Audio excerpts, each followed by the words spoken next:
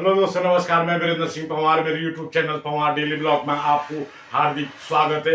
आज जो मैं आपको जिस विषय में बताने जा रहा हूँ बहुत ही इम्पोर्टेंट विषय है और आप सभी मेरी वीडियो में बने रहना और लास्ट तक आप मेरी वीडियो को देखते रहना, लाइक भी करना, शेयर भी करना और कमेंट जरूर करना। आपको दिखाने जा रहा हूँ जो उत्तराखंड में जो खेती से लोगों का मोह भंग हो रहा है, इस संबंध में मैं आज आपको थोड़ा जागरूकता करने जा रहा हूं। आप बने रहना। मैंने अभी बताया था आपको कि आप लास्ट तक मेरी वीडियो में बने रहना। जो आज उत्तराखंड में जो जमीनें हैं, जो खेत हैं, जो गांव हैं, वो जो है बंजर पड़ चुके हैं। ज्यादातर खेत जो है बिल्कुल ही बंजर पड़ चुके हैं और आज हम अपनी पैतृक जो हमारी जमीन थी इससे हमारा आज मोह भंग हो चुका है और हमने खासकर अपने जो हमारी खेती थी, जो हमारे दादा परदादा की जमीन थी, उससे हम आज दूर होते जा रहे हैं। इसका एक मुख्य कारण ये भी है कि आज हम विकास की बात तो कर रहे हैं, पर जो हमारी पैतृक जमीन है आज हमने उसको जो है छोड़ दिया है और वहां पे जो है बड़े बड़े पेड़ उग चुके हैं और कई सालों से वो जमीन जो है बंजर हो चुकी है।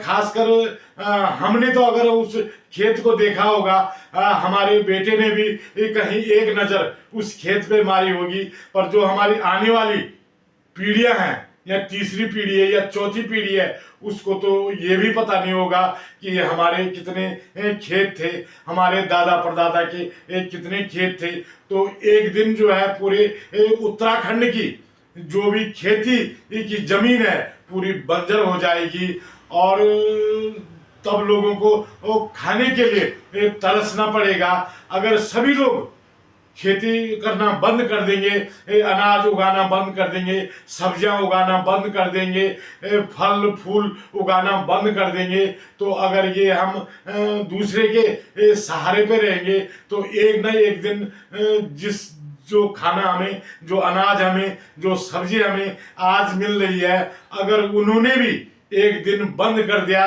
तो सोचो आने वाले पीढ़ी का क्या हाल होगा। मैं आज इसी विषय पे आपको बताना जा रहा हूं। इस खेती से सबसे ज्यादा मोह भंग जो हमारी उत्तराखंड की जो महिलाएं हैं, जो महिलाएं पहले खेतों में काम करती थी, बच्चों को भी देखती थी और अपने भाई बंधु रिश्तेदार चारों तरफ जो वो महिला खासकर घर गांव में देखती थी, उसका आज इस खेती से जो है मोह भंग हो चुका है। क्योंकि वो महिला भी और महिलाओं की चार रहना चाहती है और अपने बच्चों को वो जो बाहर ले जा करके उच्च शिक्षा देने की बात करती है, तो बच्चे तो उच्च शिक्षा सीख लेंगे, नौकरियां हैं नहीं आजकल। अगर हम अपने खेती भी भूल जाएंगे, हमारे आने वाली पीढ़ी भी जो है नौकरी नहीं करेगी, तो आप सोच सकते हैं कि हमारा जो हमारी पीढ़ी का जो भविष्य होगा वो कैसे होगा।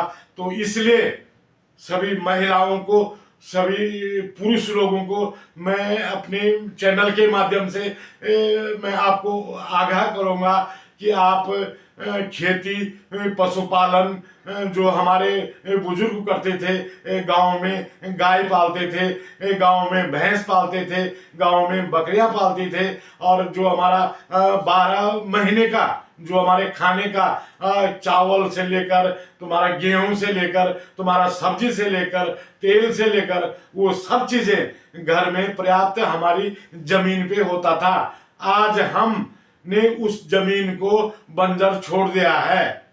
हम आज दूसरे के भरोसे से चल रहे हैं। तो इसी संबंध में मैं आज अपनी खासकर महिला को ज्यादा जागरूक करूंगा। एक महिला वो भी थी जिसने 1970-72 में जो है चिपको आंदोलन चलाया था, गौरा देवी। तो उसने ये नहीं सोचा था कि मैं अपने लिए ये पेड़ बचा रहा हूं। उसने पूरा उत्तराखंड को एक जागरूक किया था और पूरे लोगों को जो है एक अलग उसने जगाई, तो चीज सफल हुई। तो आज मैं सभी बहनों को बताना चाह रहा हूं कि आज मतदान में सबसे ज्यादा संख्या तो महिलाओं की है, पुरुषों से ज्यादा संख्या महिलाओं की है। तो आप खेती में जो है आजकल तो सरकारें कई प्रकार की योजनाएं दे रहा है।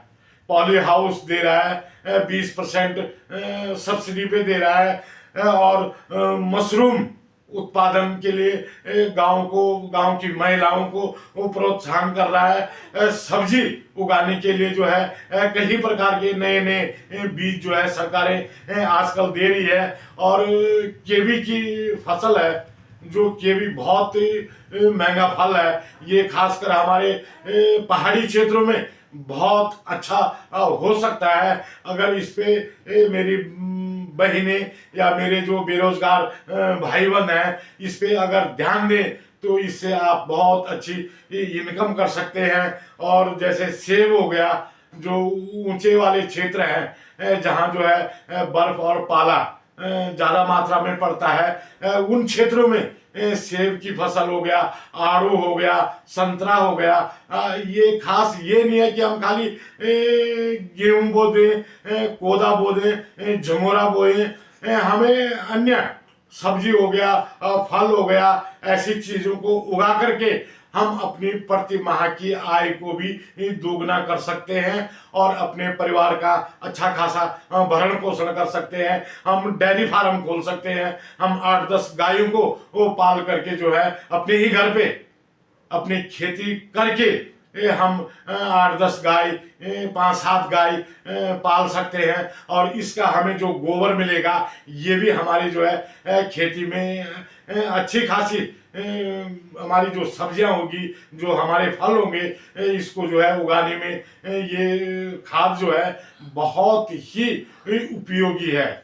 और मैं इन सरकारों के लिए ये भी बोलना चाहता हूं कि जो चकबंदी का जो प्रस्ताव तुम बार बार रखते हो, एक बार इसको जो है गांव में जा करके और ग्राम पंचायत की बैठकें करके और टोक वाइज चकबंदी की जाए, क्योंकि प्रत्येक आदमी की एक जगह पे खेत नहीं होते हैं। उत्तराखंड में ऐसा होता है, एक खेत यहाँ होता है, एक दूसरे तोक में होता है, एक तीसरे तोक में होता है।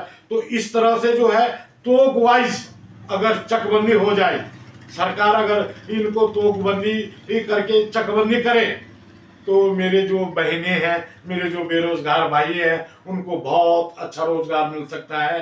तो सभी भाइयों को, सभी बहनों को मेरा नमस्कार, बाय बाय, प्रणाम।